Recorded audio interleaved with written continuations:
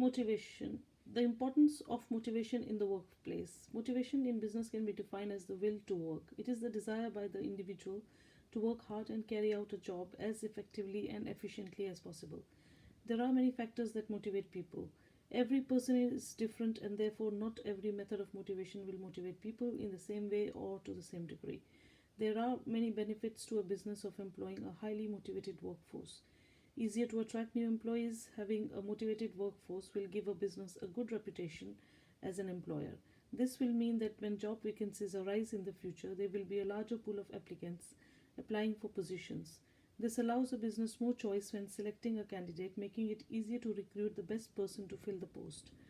Higher staff retention. Staff will feel happy at work and therefore will not be tempted to look or change jobs if they see a vacant post advertised at another firm. This will reduce costs as the business will not need to constantly recruit, select, and train new staff to replace staff that have left. High levels of labor productivity. Staff will be motivated to work harder and produce more output in a set period. They are also more likely to produce high quality output and take care over their work, which will reduce waste. As a result, unit costs will fall because the salary or wages of each member of staff will be spread across more output or units, giving the business the opportunity to enjoy a higher profit margin or to lower prices and still maintain the same profit margin.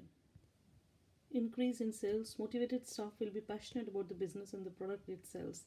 Employees will therefore always want to provide the best levels of customer service, which will lead to an increase in brand loyalty, improve the reputation of the business, and drive sales.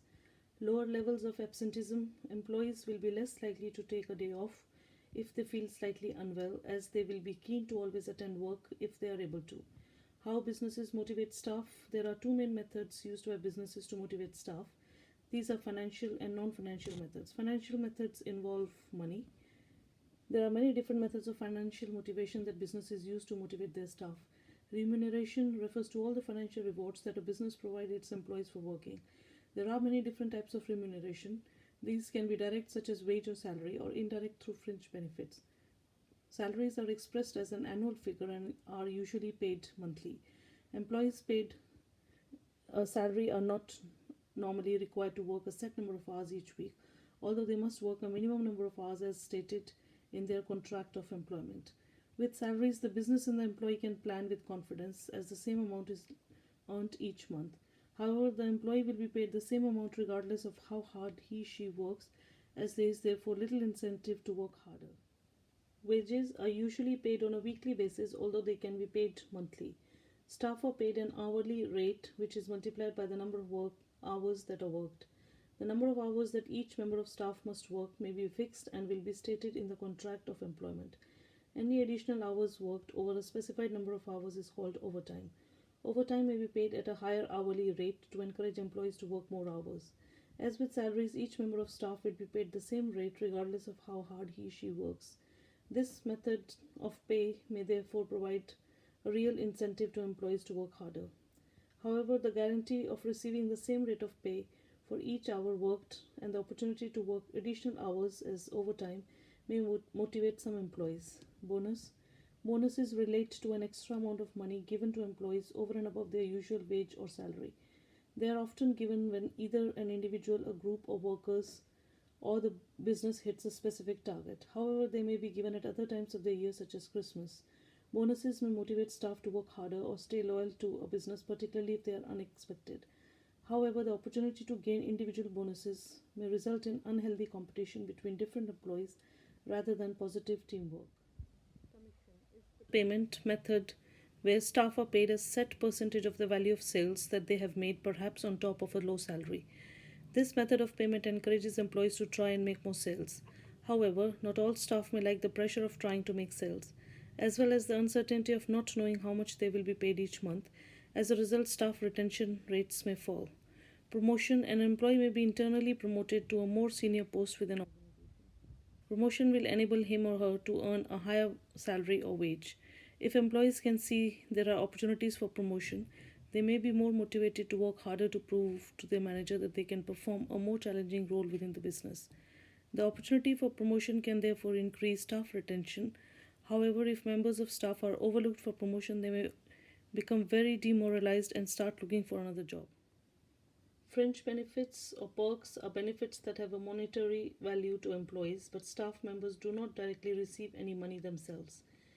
There are many types of fringe benefit like company cars, mobile phones, staff discount, health insurance, gym membership, uniform, free subsidized lunches. Fringe benefits save employees money and therefore can increase staff loyalty and retention in a business. However, they can become very costly, especially when some businesses employ thousands of workers. Non financial methods of motivation. This type of motivation does not involve the payment of money. There are several different methods of non financial methods of motivation that businesses can use, like job rotation. Involves employees performing a variety of different tasks throughout the working day rather than completing just one activity. This allows employees to work in different ways of a business, which can reduce boredom. Job rotation also enables staff to become multi skilled, which can be motivational. However, for job rotation to be effective, training may be required. In addition, staff may prefer to work in just one area of the business and find any change stressful and unenjoyable. Job enrichment involves employees being given greater responsibility through delegation. This can motivate staff as their ability to take on more varied and challenging tasks as well as being able to take more decisions will result in many employees feeling a sense of achievement.